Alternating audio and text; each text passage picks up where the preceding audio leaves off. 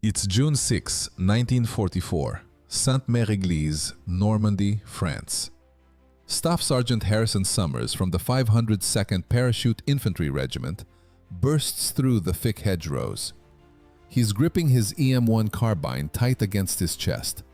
He has just touched down about 2 miles off his intended drop zone in the pitch-black hours before dawn on D-Day. All around him, the sharp cracks of German Mauser rifles ring out across the Normandy fields. He has to act quickly, locate his unit, and carry out his objectives. But there's an issue that has been tormenting American airborne troops ever since their very first combat jump in North Africa, some 18 months before. An issue that has already claimed the lives of dozens of paratroopers before they could even get off a single round. Summers' carbine is still in one piece, and he's among the fortunate few. That morning, across the various drop zones in Normandy, more than 380 paratroopers hit the ground, only to find their rifle stocks cracked, bent, or totally smashed. The wooden parts on their M1 carbines break apart from the impact, leaving their main weapons completely useless. Some troopers get caught in trees, with their carbines slamming hard against branches as they swing. Others endure brutal landings in the dark, where the guns absorb the full brunt of crashing into stone walls, paved roads, or heavy farm machinery.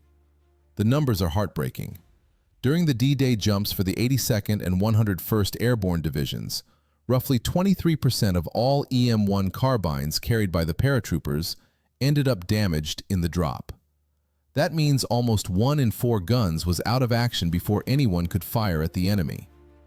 As these soldiers push through the dense hedgerows of France, they have no idea that a fix for this nightmare already exists back home in the United States. A fix so straightforward and clear that the Army's Ordnance Department has spent 2 full years dismissing it as ridiculous, unworkable, and nothing but a drain on resources. They don't realize that one determined engineer with zero military background has been waging his own quiet battle against the bureaucracy to protect their lives.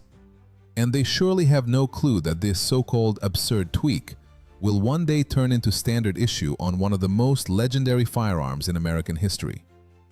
The M1 Carbine first comes into service in 1942 as a groundbreaking idea created by Winchester engineer David Marshall Williams. This light semi-automatic rifle tips the scales at just 5.2 pounds, only half as heavy as the regular M1 Garand. It shoots a .30 caliber round from a 15-round detachable magazine.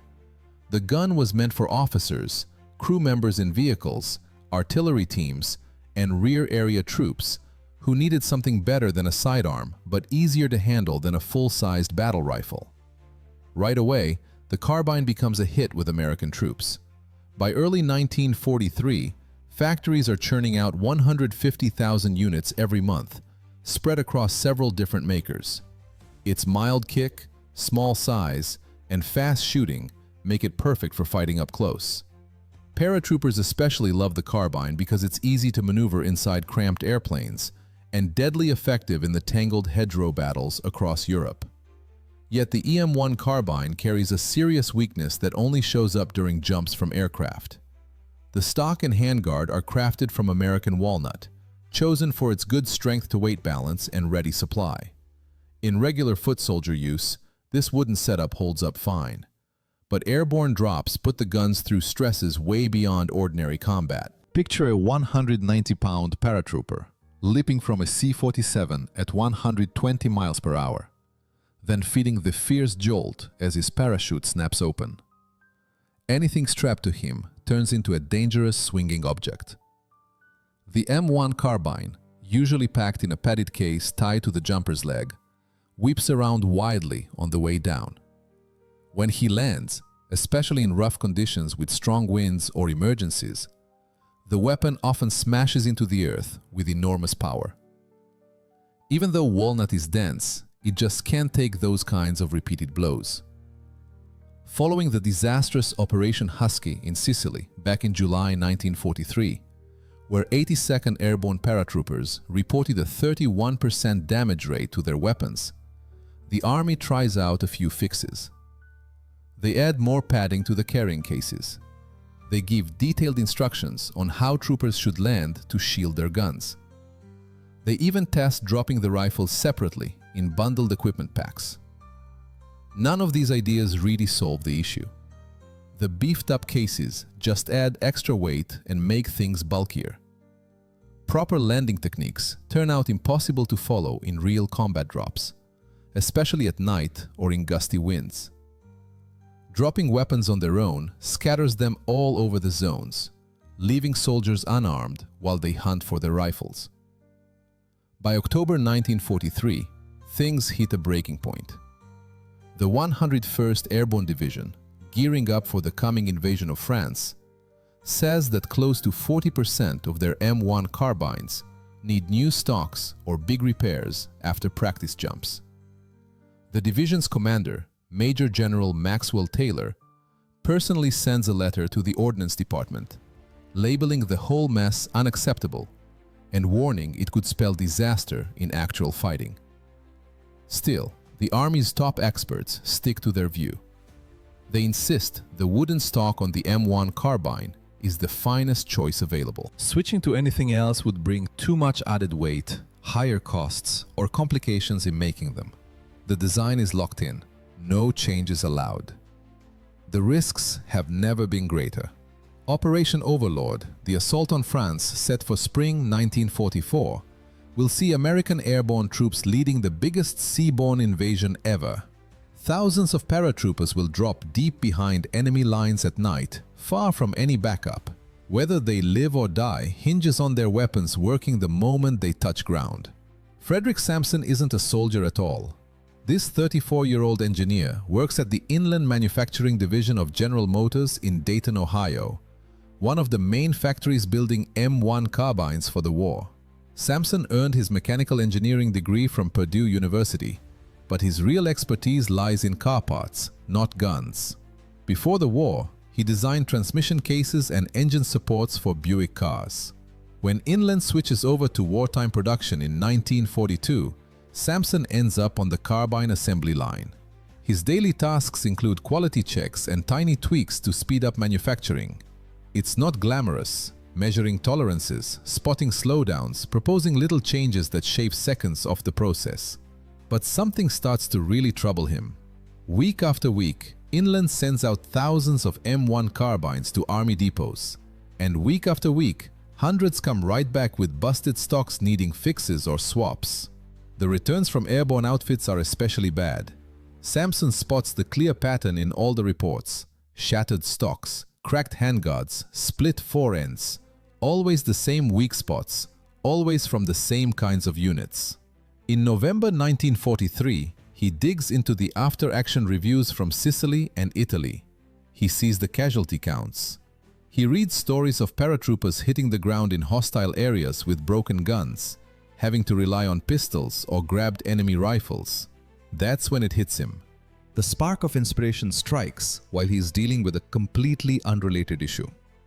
He's looking over a faulty carbine receiver that came back from forging because of bad heat treatment. The metal isn't right, too brittle here, too soft there. As he examines this defective piece, his mind jumps to those wooden stocks snapping on impact. Wood is natural and variable. Each piece has its own unique grain, density, and hidden flaws. Even top-grade walnut isn't perfectly uniform in toughness. Metal, though, metal can be precisely controlled. You can shape it in ways wood never allows. You can treat it to get exact strength properties. Metal can take shocks and spread out the force far better than wood ever could. During his lunch break on December 3rd, 1943, Sampson quickly sketches out his concept. What if, instead of that solid wooden stock, the carbine used a folding metal one? A simple tubular steel frame that could collapse down for easy carrying and then snap out for shooting. Paratroopers could jump with it folded up, keeping the gun safe through the drop. Once on the ground, they could flip it open in just seconds. The basic idea wasn't brand new. German paratroopers had the FG-42 with a folding stock. But that was a rare, specialized gun made in small quantities. Sampson's approach was different. Take the existing M1 Carbine and add a straightforward swap-in part that factories could build using tools they already had. The next day, he shows his rough drawing to his boss, production manager Robert Hayes. Hayes glances at it for maybe 30 seconds, then slides it back. "Fred, our job is to build exactly what the army tells us to build. We don't go around redesigning their weapons."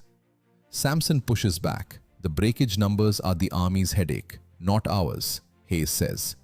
"We're hitting our quotas and that's what matters." But Samson won't let it go. He has information Hayes doesn't. He's been writing letters back and forth with his younger brother, Lieutenant James Samson, who's leading a platoon in the 17th Airborne Division, training down at Camp McCall in North Carolina. James describes the gun troubles in raw, personal detail. Real men facing real dangers with real stakes. In January 1944, Samson launches his secret side project. He gathers scrap pieces from the factory floor and starts crafting a working model in his home garage after shifts. No official go-ahead, no funding, no help. Just his engineering skills, some basic tools, and a deep belief he's onto something vital. The biggest early hurdle is the folding hinge. It has to tuck tight against the gun for the jump, but lock rock solid when extended for shooting. Any looseness would ruin aim. Samson tries out design after design, testing them by securing in a vise and hammering hard. Most break right away. After 3 weeks and 17 failed attempts, he nails it. A turning collar fitted with spring-loaded ball detents. The stock tube runs through this collar, which attaches to the back of the receiver. Tiny ball bearings, pushed by springs, snap into grooves cut into the tube at the folded and extended spots. It's straightforward, dependable, and uses standard factory methods. The stock itself brings new puzzles.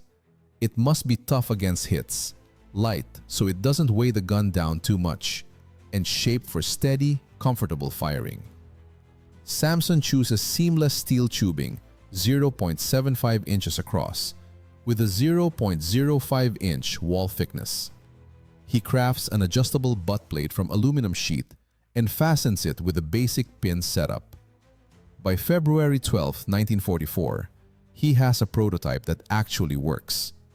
After hours, he borrows a carbine from the factory's testing range and fits his folding stock. The gun now looks totally different from the usual M1 Carbine. That bare metal skeleton appears flimsy next to the chunky walnut. But Samson knows looks can fool you. He runs the first shots in his backyard on a chilly Saturday morning. He sets a target at 50 yards and fires from different stances. Accuracy is good enough, not perfect like the wood stock, but plenty for battle distances. The fold mechanism glides smooth, and the stock locks with a solid, reassuring snap in both positions. Now for the tough proof. He folds it closed, slips the carbine into a padded case just like the paratroopers use, and heads to a nearby quarry. He climbs a 15-foot ledge, about the height of a hard parachute landing, and hurls the cased gun down hard. He does this 7 times, changing angles and power each throw. Every time he picks it up, extends the stock, and fires test rounds. It works flawlessly. No bends, no breaks, nothing wrong. On Monday, February 14th, 1944, Samson brings the prototype to work and shows Hayes, complete with photos from his tests. Hayes' response is swift and expected. "Fred, that's completely against the rules. You altered government property without permission. You could face charges." Samson points out how well it performs, the proof in the results. Hayes cuts him off. "I don't care if it flies straight to Berlin and takes out Hitler itself. You don't change military gear without ordnance approval. Dismantle it and act like it never happened." Samson can't drop it though. His brother's unit is heading to England in March for final prep before the big push. James and thousands more will jump into France, facing that 1 in 4 chance of a smashed weapon on landing. Samson copies his blueprints, drafts a full technical write-up, and takes a huge career risk. He sends the whole package straight to the Ordnance Department in Washington, skipping company channels altogether. 3 weeks later, the reply comes. On March 8, 1944, a formal letter arrives from Major Thomas Randolph, head of the Small Arms Development Section. It politely thanks him for the intriguing idea, but states that the M1 Carbine's design has been carefully reviewed by seasoned military engineers and deemed ideal for its role. No changes are on the table right now. Rejected, plain and simple. Samson won't take no for an answer. He fires back letters with statements from his brother's troops, pictures of wrecked stocks, and his own math showing an estimated 85% drop in damage with his folding version. He mails copies to every ordnance office he can track down. Most brush him off, but one officer pays attention. Lieutenant Colonel Rene Studler, a longtime ordnance expert based at Aberdeen Proving Ground in Maryland, gets Samson's third letter in April 1944. Studler is known for pushing new ideas. He helped get the EM-1 Garand chosen over the old Springfield in the 1930s, backed the bazooka rocket launcher, and always favors real-world improvements over red tape. Samson's proposal strikes a chord. Studler tells him to ship the prototype to Aberdeen for proper trials. That creates a snag. The first model was made from borrowed government parts. Samson admits this over the phone. Studler's reply is classic blunt. Make another one. Buy your own materials. I'll cover the paperwork side. The second prototype reaches Aberdeen on April 28, 1944. Studler's crew puts it through hellish tests, dropping from as high as 20 feet, pounding with hammers, shooting thousands of rounds, dragging through mud, sand, and water, freezing, heating, dunking. The folding stock comes through without a flaw. On May 15, 1944, Studler sets up a big meeting at Ordnance Headquarters in Washington and asks Samson to demo his creation for top officers and civilian experts. Samson takes 2 days off, hops a train to DC, and hauls the prototype in an old beat-up suitcase. The meeting room in the munitions building is full of doubters. Major Randolph, the one who turned down the first submission, sits right up front, arms folded tight. Around the table, colonels, lieutenant colonels, and engineers from Springfield Armory and other builders. These guys have years of weapons know-how between them. They created the M1 Carbine, set its specs, and locked the design for high-volume production. Now here comes this car engineer from Ohio claiming they missed something big. Samson places his prototype on the table and starts explaining. He lays out the core issue: 23% damage in airborne drops. He passes around photos of shattered stocks from Sicily and Italy, shares quotes from paratroopers, then smoothly folds and unfolds the stock to show how it works. Finally, he presents Aberdeen's test results. The facts are impossible to argue. In simulated jumps, wooden stocks failed 37% of the time. The metal folding one? 0% failure. Not once across 200 drops. Randolph jumps in. Mr. Samson, this adds extra parts and risks. The hinge could snap in a fight. The tube might bend. The detents could jam. You're creating all sorts of new ways for it to break. He calls the tests too limited.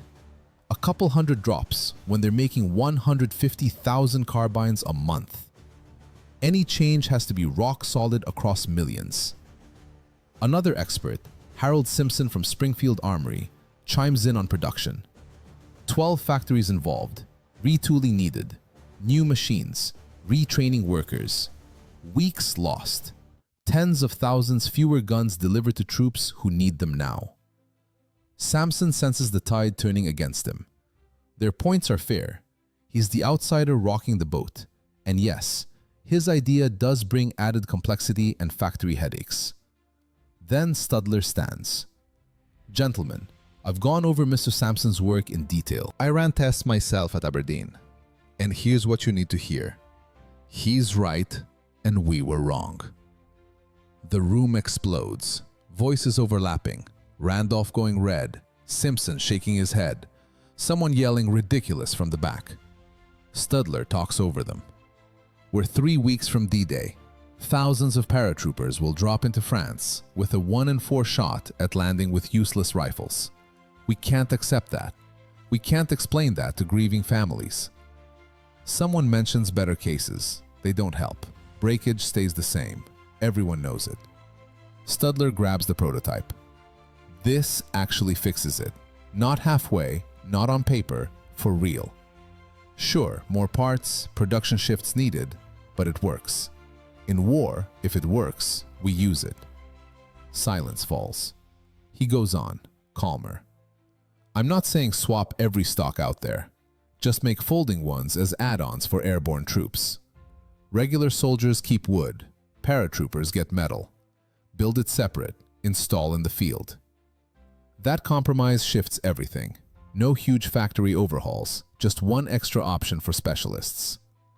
After 2 hours of fierce argument, they vote. Not everyone agrees. Randolph and 2 others say no, but most approve Studler's plan. Limited production starts for airborne testing. One problem. D-Day is 3 weeks out. The new stocks won't make it in time. The first batches of those folding stocks roll off the line starting in June 1944. With Colonel Studler's direct approval, Inland Manufacturing shifts one of their production lines over to build this brand new part. The opening order is fairly small, just 5,000 units meant for real-world trials with the troops. Sampson teams up closely with the factory crew, troubleshooting any production snags as they pop up. The very first folding stocks reach the 17th Airborne Division at Camp McCall on July 12, 1944. Lieutenant James Sampson gets one of the earliest ones handed out to his platoon. His letter home to his brother, written on July 18th, is still kept in the Airborne Museum archives. Fred, that wild idea of yours really does the job. The men are thrilled with it. It feels lighter in hand, balance is nicer, and best of all, no one is stressing about smashing their rifle on landing anymore. You may have saved a few lives already. But the true proving ground is still ahead, in actual battle. September 17, 1944. Operation Market Garden in the Netherlands. The 82nd and 101st Airborne Divisions leap into Holland as part of Field Marshal Montgomery's bold scheme to grab key bridges over the Rhine. This turns out to be the biggest airborne assault since D-Day. More than 20,000 paratroopers dropping in broad daylight onto well-defended German positions. One of them is Private First Class Robert Cole from the 502nd Parachute Infantry Regiment, 101st Airborne. Cole is carrying an M1 Carbine fitted with one of Sampson's folding stocks. His after-action report, submitted September 25th, gives the first solid combat feedback. Jumped at 1300 hours near Zon. Intense flak on the way down, followed by a rough landing in a freshly plowed field. The carbine absorbed the full impact. I actually landed right on top of it. Extended the stock right away. The weapon worked perfectly. Engaged enemy infantry at about 75 yards. The stock stayed firm through the whole firefight. No issues, no damage after 3 full days in action. Reports just like this pour in from across the units.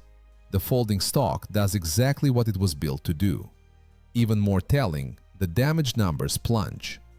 During Market Garden, only 4% of carbines with the new folding stocks suffer any harm in the jump, while 28% of the regular wooden stock versions, used by outfits still waiting for the upgrade, get damaged. The Ordnance Department sits up and takes notice. In October 1944, they bumped the production order up to 50,000 units. By November, several different factories are turning out folding stocks. Come December, the design officially becomes the standardized carbine folding stock M1A1.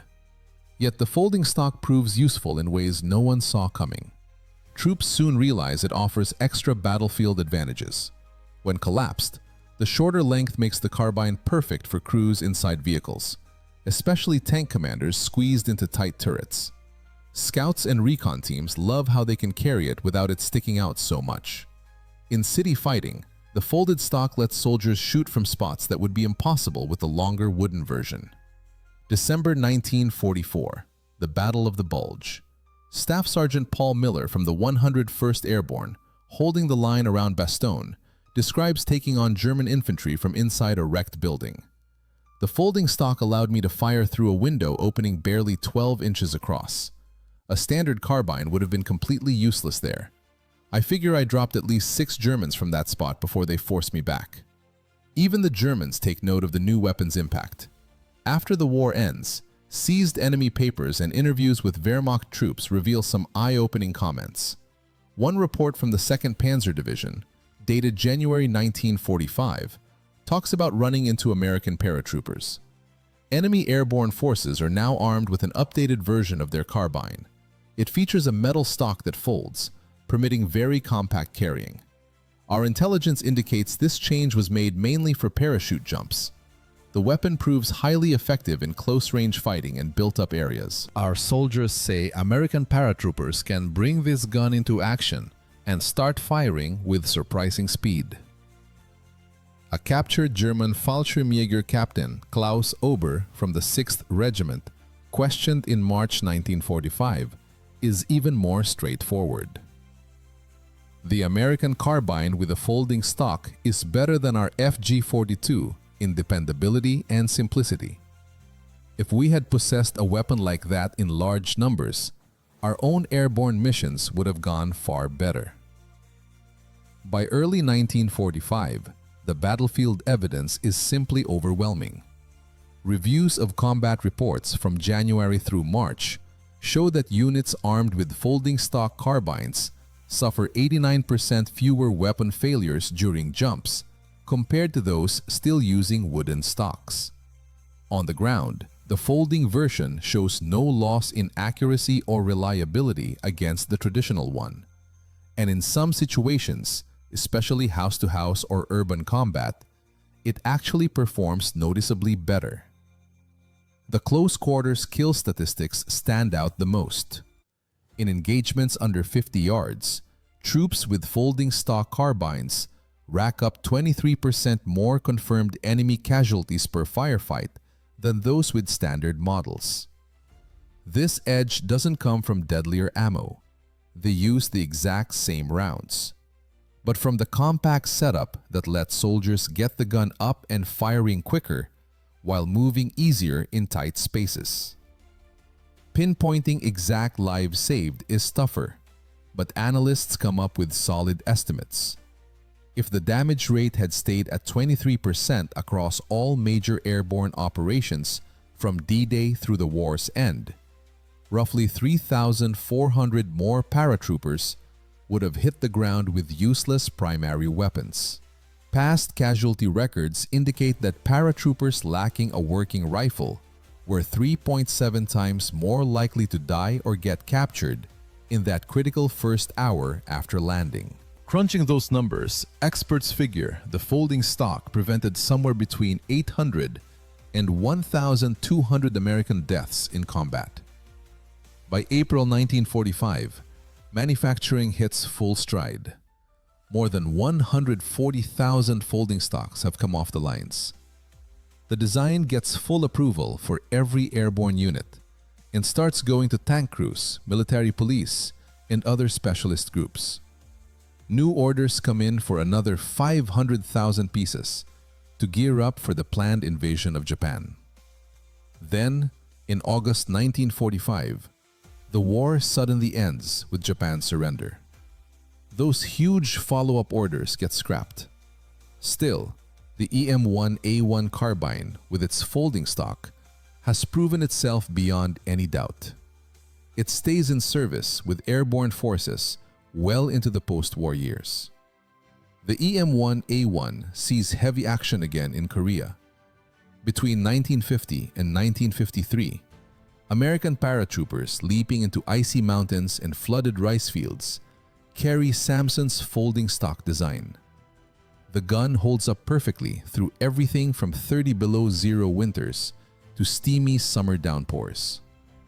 Factories restart production, turning out another 150,000 folding stocks during the Korean conflict. In Vietnam, the M1 continues serving with special operations teams and South Vietnamese airborne troops deep into the 1960s, even as the M16 begins taking over as the main U.S. infantry rifle. Advisors and Green Berets especially value the carbine's proven reliability and how compact the folding stock makes it for thick jungle work. Overall production figures highlight just how successful the design became. From 1944 all the way to 1973, when the M1 Carbine finally retires from American military use, around 620,000 folding stocks get built. The pattern is shared with many allied nations. Variations show up on carbines fielded by French, Italian, South Korean, and dozens of other armies around the world. Today's military rifles still carry echoes of Samson's breakthrough. The whole idea of a folding or collapsible stock for easier carrying in special roles is now completely standard. The M4 Carbine, America's current frontline weapon, comes with a telescoping stock that solves the same problem Samson tackled back in 1944. AK-47 models and their copies often include folding stock options. Pretty much every modern service rifle offers a short-barreled compact version with a folding or sliding stock. Frederick Samson never chased recognition for what he created. After the war, he went back to designing cars at General Motors. He earned several patents on transmission parts and engine improvements, but he hardly ever brought up his wartime carbine work. When the Ordnance Department tried to give him a civilian award in 1946, he turned it down, insisting the real honor belonged to the soldiers who carried the gun, not the engineer who drew it up. Colonel Studler, the man who fought the bureaucracy to get Samson's idea adopted, retired from the Army in 1954 as a brigadier general. In his 1962 memoirs, he wrote, "The folding carbine stock showed me that great ideas can come from anywhere. Expert agreement is frequently mistaken, and sometimes the best thing a leader can do is trust someone who has nothing but plain common sense and sheer persistence." In 1967, at a reunion for the 101st Airborne Division, a group of old veterans handed Samson a plaque. It read, "To Fred Samson, who gave us a weapon we could count on. Because of you, we made it home."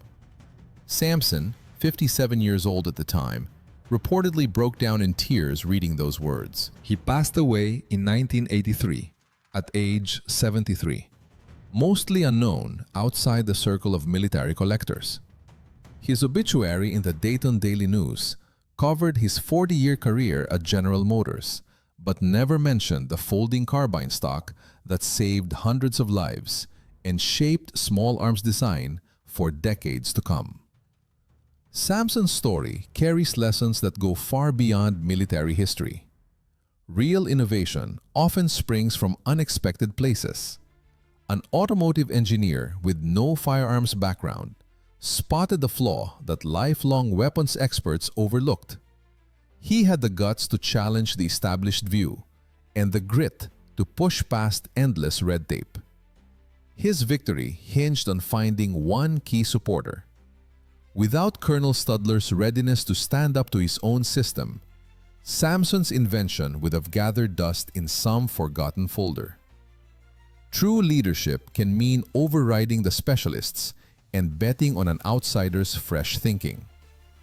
The tale also highlights the heavy price of stubborn resistance to change.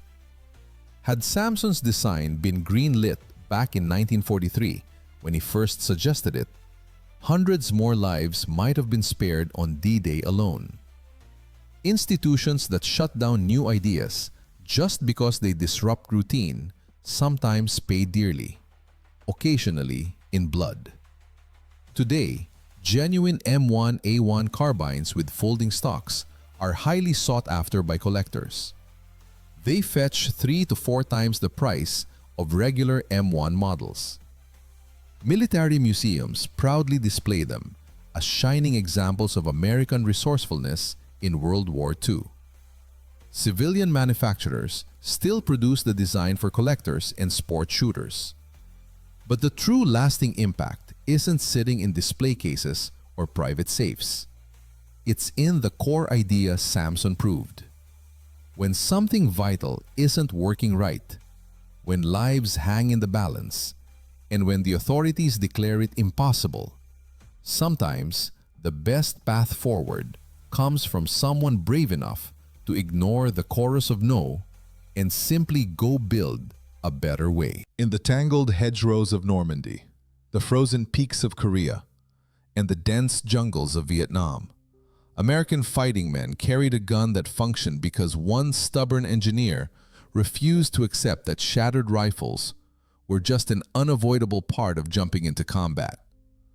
That quiet, determined rejection of the unacceptable, that is the genuine legacy of the folding carbine stock, and it remains a powerful reminder worth carrying forward, whether you are inventing weapons, growing companies, or simply tackling a tough problem everyone else has already surrendered to. Every now and then, the smartest move is to tune out the experts and just go ahead and build the thing anyway. If you're finding this tale of one man's quiet persistence reshaping military history inspiring, go ahead and tap that subscribe button. We share stories just like this every single week. Ordinary people who refuse to take no for an answer when everything seems impossible. And don't forget to hit the bell icon so you catch our next one. All about that clever mechanic who, almost by accident, came up with the breakthrough weapon that turned the tide in Europe's tank battles. The story of how this weapon went on to shape modern firearm design is just as remarkable. And we have plenty more incredible engineering tales lined up. If you'd like to help keep this channel going and get early access to videos like this one, take a look at our Patreon page. There's a link right down in the description. Your support makes it possible for us to dig up these overlooked stories and bring them to life for everyone.